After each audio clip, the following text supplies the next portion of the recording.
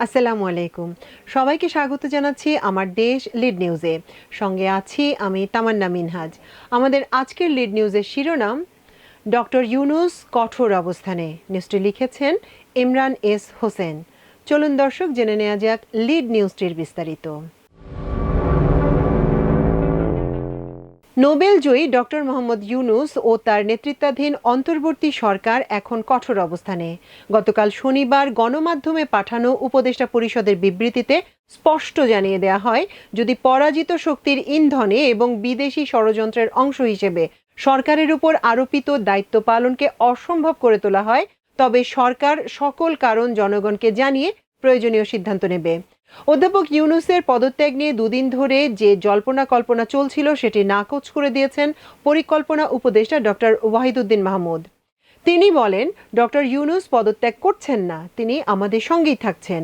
কয়েকজন উপদেষ্টার সঙ্গে আলাপ করে জানা গেছে, সংস্কার প্রশ্নে অন্তর্বর্তী সরকার কোনো আপোষ করবে না।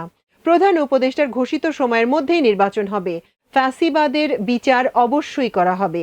এক ঘরে দুই পীর, অর্থাৎ কোনো সমান্তরাল সরকার পরিচালনার যে কোনো চেষ্টা মোকাবেলা করা হবে। একনেক সভা শেষে উপদেষ্টাদের রুদ্ধ দ্বার বৈঠকে এসব সিদ্ধান্ত নেওয়া হয় বলে একাধিক সূত্র আমার দেশকে নিশ্চিত করেছে। এদিকে প্রধান উপদেষ্টার বাসভবন যমুনা সূত্রে জানা গেছে, আজ রোববার জুলাই অভ্যুত্থানের পক্ষে থাকা সব রাজনৈতিক দলের প্রতিনিধিদের নিয়ে সর্বদলীয় বৈঠক করবেন প্রধান উপদেষ্টা। গতকাল রাতে তার সঙ্গে দেশের ৩টি রাজনৈতিক দল বিএনপি, জামায়াত ইসলামী ও এনসিপির নেতারা সাক্ষাৎ করেন। দলগুলোর প্রতিনিধিরা আজকের সর্বদলীয় বৈঠকেও অংশ নেবেন। দলগুলোর নেতারা ডক্টর ইউনূসের প্রতি তাদের পূর্ণ সমর্থন ও আস্থার কথা জানিয়েছেন। একই সঙ্গে তারা বলেছেন, আপনার পদত্যাগ কেউ চায় না। ৩টি দলের সঙ্গে প্রধান উপদেষ্টার বৈঠক শেষে প্রেস সচিব শফিকুল আলম সাংবাদিকদের জানান, বিএনপি, জামায়াত ও এনসিপি ৩ দলই বলেছেন ডক্টর ইউনূসের উপর তাদের পূর্ণ আস্থা রয়েছে। প্রধান উপদেষ্টা আবারও তাদের জানিয়ে দেন, ডিসেম্বর থেকে জুনের মধ্যেই নির্বাচন হবে। নির্বাচনের তারিখ এর বাইরে যাবে না। প্রধান উপদেষ্টার সাথে সাক্ষাৎ শেষে বিএনপির স্থায়ী কমিটির সদস্য ডক্টর খন্দকার মোশাররফ হোসেন সাংবাদিকদের বলেন, তারা ডিসেম্বরের মধ্যে নির্বাচন চেয়েছেন। জামায়াত ইসলামের আমির ডাক্তার শফিকুর রহমান জানিয়েছেন, তারা ফেব্রুয়ারি বা ঈদের পরপরই নির্বাচন চেয়েছেন। এনসিপি প্রধান উপদেষ্টার ডিসেম্বর থেকে জুনের মধ্যে নির্বাচন ঘোষণার প্রতি সমর্থন জানিয়েছে। তবে দলটি জুলাই গণহত্যার বিচার, জুলাই সনদ ও নির্বাচনের বিষয়ে একটি সমন্বিত রোডম্যাপ ঘোষণার দাবি করেছে। গতবার অনুষ্ঠিত উপদেষ্টা পরিষদের বৈঠক সূত্রে জানা গেছে, প্রধান উপদেষ্টা তার পদত্যাগের সিদ্ধান্তে এখনও অনড় রয়েছেন। বৈঠকে তিনি বলেছেন, পূর্ণ স্বাধীনতা না পেলে দায়িত্ব পালন করবেন না। জনগণকে তিনি অতীতের যে কোনো সময়ের তুলনায় অবাধ, সুষ্ঠু ও নিরপেক্ষ নির্বাচনের প্রতিশ্রুতি দিয়েছেন। বর্তমানে যে পরিস্থিতি বিরাজ করছে তাতে তা সম্ভব নয়। এজন্য মাঠের অবস্থা যাচাই করতে আগে কম করে হলেও কিছু স্থানীয় সরকার প্রতিষ্ঠানের নির্বাচন করতে চান। সূত্র জানায়, সংস্কার, বিচার ও নির্বাচনকে সরকারের অগ্রাধিকার হিসেবে উল্লেখ করে স্বাধীনভাবে দায়িত্ব পালনের মধ্যে দিয়ে এ কাজ ৩টি তারা এগিয়ে নিতে চান। এক্ষেত্রে দলগুলো থেকে প্রত্যাশিত সহযোগিতার আশ্বাস পেলে সরকার দায়িত্ব পালন অব্যাহত রাখবে।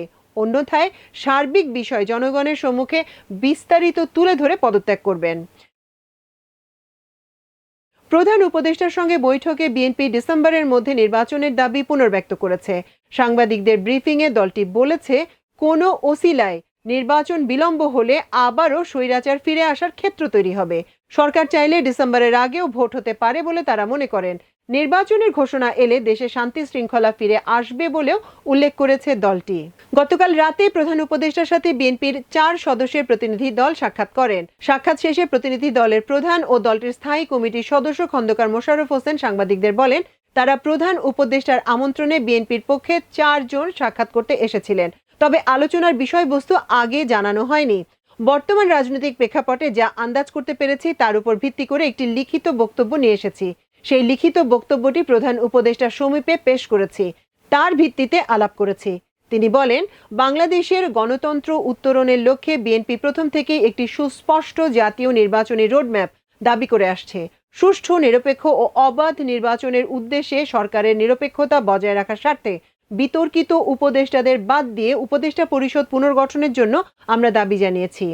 আওয়ামী লীগের আমলে বিএনপির প্রতিটি নেতা ব্যক্তিগত, রাজনৈতিক ও পারিবারিকভাবে সবচেয়ে বেশি ক্ষতিগ্রস্ত হয়েছে উল্লেখ করে মোশাররফ হোসেন বলেন, বিএনপি আওয়ামী লীগের বিচার সবচেয়ে বেশি দাবি করে আসছে। এই বিচার প্রক্রিয়া কোনোভাবে অসম্পূর্ণ থাকলে জনগণের সমর্থন নিয়ে বিএনপি সরকারের দায়িত্ব পেলে স্বাধীন বিচার বিভাগের মাধ্যমে অপরাধীদের বিচারের আওতায় এনে পরিপূর্ণ বিচার সম্পূর্ণ করা হবে। তিনি বলেন, নির্বাচন সংশ্লিষ্ট সংস্কার কার্যক্রম অবিলম্বে সম্পন্ন করে ডিসেম্বরের মধ্যে জাতীয় সংসদ নির্বাচন অনুষ্ঠানের জন্য দ্রুত একটি রোডম্যাপ প্রদানের দাবি আমরা জানিয়েছি। বাংলাদেশের মানুষ বিশ্বাস করে অন্তর্বর্তী সরকারের মূল দায়িত্ব হচ্ছে একটি সুষ্ঠু নিরপেক্ষ নির্বাচনের মাধ্যমে দেশকে গণতন্ত্রে উত্তরণের প্রক্রিয়া দ্রুত সম্পন্ন করা। যে কোনো ওসিলায় নির্বাচন যত বিলম্ব হবে আমরা মনে করি জাতির কাছে আবারও স্বৈরাচার পুনরায় ফিরে আসার ক্ষেত্র তৈরি হবে। এর দায় দায়িত্ব বর্তমান সরকার ও তাদের সাথে সংশ্লিষ্টদের ওপর বর্তাবে। মোশাররফ হোসেন আরও বলেন, সম্প্রতি নানা ধরনের যে গুজব আছে সেই পরিপ্রেক্ষিতে বিএনপির পক্ষ থেকে আমরা বলেছি বিএনপি কখনোই প্রধান উপদেষ্টার পদত্যাগ চায়নি, বরং প্রথম দিন থেকেই এই সরকারকে সর্বাত্মক সমর্থন করে আসছে। এক প্রশ্নের জবাবে তিনি বলেন, আমাদের আলোচনার মধ্যে সংস্কার, বিচার এবং নির্বাচনই ছিল মূল। আমরা বলেছি একটার সাথে আরেকটা কোনো সম্পর্ক নেই, কেননা সংস্কার চলমান, এটা চলতেই থাকবে। আমরা আশা করেছি এই সরকার সকলের সাথে ঐক্যমত্যের ভিত্তিতে একটা সংস্কার প্রস্তাব দেবে, সেটা চলমান থাকবে। ভবিষ্যতে যদি জনগণ আমাদের ক্ষমতায় বসায় আমরা চলমান সেই সংস্কার বাস্তবায়নের প্রচেষ্টা নেব। তিনি বলেন, মামলার ব্যাপারে বিএনপি সব থেকে বিক্ষুব্ধ।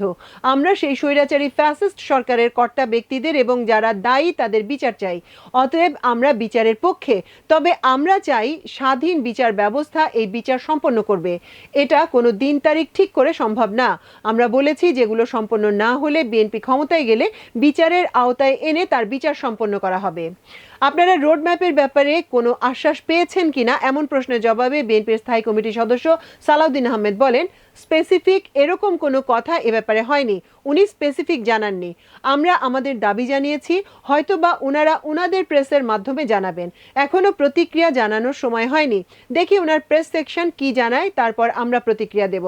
তিনি বলেন, আমরা লিখিত বক্তব্যে জানিয়েছি নিরাপত্তা উপদেষ্টা এবং 2 জন ছাত্র উপদেষ্টা যাদের কারণে এই সরকারের নিরপেক্ষতা ক্ষুণ্ণ হচ্ছে তাদেরকে বাদ দেওয়ার জন্য বলেছি। আমরা আমাদের বক্তব্য দিয়েছি, উনারা দেখবেন। স্থায়ী কমিটির অপর এক সদস্য আমির খসরু মাহমুদ বলেন, মূলত সংস্কার, বিচার এবং নির্বাচন এই তিনটির উপর আলোচনা হয়েছে। সংস্কারের ব্যাপারে আমরা এটা পরিষ্কার এবং ওনারাও একমত হয়েছেন। সংস্কার যেখানে ঐক্যমত্যের ভিত্তিতে হওয়ার কথা তার ভিত্তিতে সংস্কার হবে, সেই কাজ অতি সহসাই সম্পন্ন করা সম্ভব। এখানে কোনো দ্বিমত পোষণ করেননি। বিচারের ব্যবস্থা বিচার বিভাগ করবে এবং বিচারের ব্যাপারে যে আলোচনা হয়েছে এখানেও ওনাদের কোনো দ্বিমত নেই। সুতরাং ডিসেম্বরের আগেও নির্বাচন করা সম্ভব, এই আলোচনাও এখানে হয়েছে। প্রধান উপদেষ্টার সঙ্গে বৈঠক শেষে জামায়াতে ইসলামের আমির শফিকুর রহমান বলেন, নির্বাচন কবে হবে সেটা স্পষ্ট করা দরকার।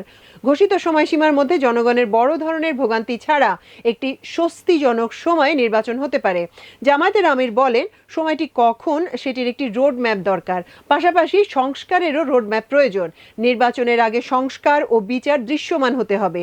সংস্কার ছাড়া নির্বাচন হলে সেটা জনগণের প্রত্যাশা পূরণ করতে পারবে না।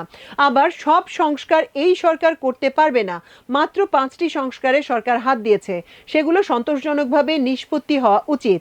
সবাই এগিয়ে এলে অর্থবহ সংস্কারের মধ্য দিয়ে অর্থবহ নির্বাচন হতে পারে উল্লেখ করে তিনি বলেন, সবাই সেই দিনের অপেক্ষায়। সমাজে যে অস্থিরতা দেখা দিয়েছিল আপাত দৃষ্টিতে কিছুটা কেটেছে উল্লেখ করে জামায়াতের আমির বলেন, জামাত এর স্থায়ী নিষ্পত্তি চায়। 2টি রোডম্যাপ ঘোষণা করলেই সমস্যার অনেকটা সমাধান হয়ে যাবে। সংস্কার ও নির্বাচনের রোডম্যাপ, এই দুটি অতীব গুরুত্বপূর্ণ। সাংবাদিকদের প্রশ্নের জবাবে জামাতের আমির জানান, তারা কোনো উপদেষ্টার পদত্যাগ চাননি। জাতীয় নাগরিক পার্টি এনসিপির আহ্বায়ক নাহিদ ইসলাম জানিয়েছেন, তারা একটি সমন্বিত রোড ম্যাপ চেয়েছেন।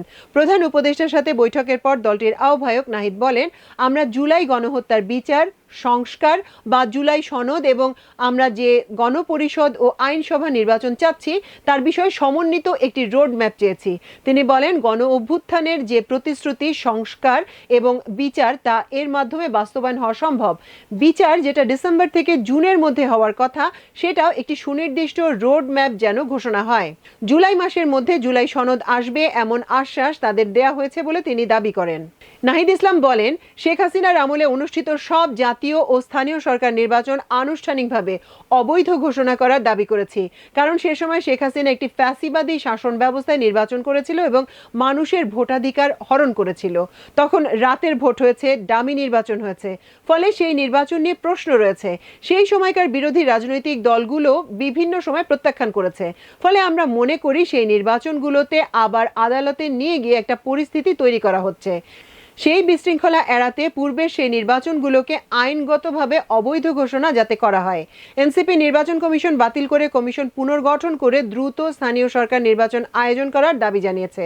তিনি বলেন, ছাত্র উপদেষ্টারা গণ অভ্যুত্থানের প্রতিনিধি হিসেবে রয়েছেন, তারা সরকারে গিয়েছেন, সরকারকে বৈধতা দিয়েছেন, গণ অভ্যুত্থানের আকাঙ্ক্ষা বাস্তবায়নে তারা কাজ করেছে, সফলভাবে কাজ করছে। সেখানে তাদের হেয় বা অপমান করার বিষয়ে নিন্দা জানিয়েছি। আমাদের সাথে তাদের ট্যাগ দিয়ে পদত্যাগ করাটা রাজনৈতিক উদ্দেশ্যমূলক বলে আমরা বলেছি। ডক্টর মোহাম্মদ ইউনূসের প্রতি সমর্থন জানিয়ে নাহিদ ইসলাম বলেন, উনি ক্ষমতা নিতে চাননি, আমরাই ওনাকে ক্ষমতা দিয়েছি। উনি যখন দায়িত্ব নিয়েছেন নতুন বাংলাদেশ গড়ার প্রত্যয় ব্যক্ত করেছিলেন, কিন্তু তিনি কাজ করতে গিয়ে অনেক বাধার সম্মুখীন হওয়ায় হতাশা ব্যক্ত করেছেন। তবে আমরা ওনাকে বুঝিয়েছি উনি যেন সকল কিছু বাদ দিয়ে জুলাই অভ্যুত্থানের যে আকাঙ্ক্ষা সেটাকে লক্ষ্য রেখে কাজ করে যান। প্রধান উপদেষ্টার বিষয়ে এনসিপির অবস্থান প্রশ্নে পার্টির আহ্বায়ক বলেন, আমরা বলেছি উনি যাতে দায়িত্বে থাকেন, দায়িত্বে থেকে রাজনৈতিকভাবে আলোচনার মাধ্যমে সকল সমস্যার সমাধান করেন। কোনো রাজনৈতিক দল নয়, বরং জনগণ এবং গণ অভ্যুত্থানকারী ছাত্র জনতার আহ্বানে তিনি দায়িত্বে এসেছেন। তাদের আকাঙ্ক্ষা বাস্তবায়নের জন্য তিনি প্রতিশ্রুতিবদ্ধ, কোনো রাজনৈতিক দলের প্রতি প্রতিশ্রুতিবদ্ধ নন। এই বিষয়টি যেন তিনি যে কোনো সিদ্ধান্তের ক্ষেত্রে বিবেচনা করেন। কেন ডেকেছেন এমন প্রশ্নের জবাবে নাহিদ বলেন, বর্তমানে যে পরিস্থিতি, উনি কাজ করতে পারছেন না বা উনি দায়িত্ব ছেড়ে দেবেন কিনা এ বিষয়ে উনি চিন্তাভাবনা করছেন, সেই প্রেক্ষিতে আজকের বৈঠক হয়েছে।